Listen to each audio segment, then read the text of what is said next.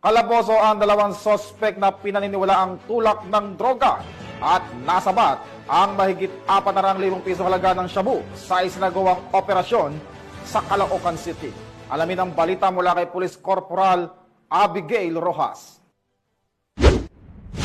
Kalaboso ang dalawang hinihinalang tulak ng iligal na droga ng mga operatiba ng Northern Police District, District Drug Enforcement Unit o NPD-DDEU sa isang buy-bust operation sa Barangay 28, Caloocan City, dakong alas 4 pasado ng madaling araw.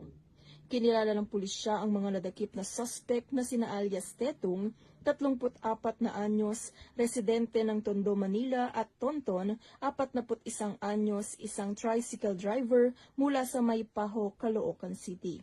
Sila ay kapwa itinuturing na high-value individuals. Nasamsam sa lugar ng operasyon ang humigit kumulang 60 gramo ng hinihinalang shabu na may tinatayang standard drug price na 408,000 pesos.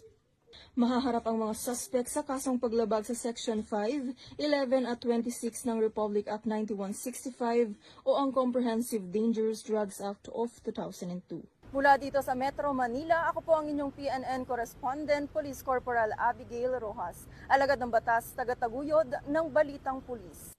Maraming salamat sa Police Corporal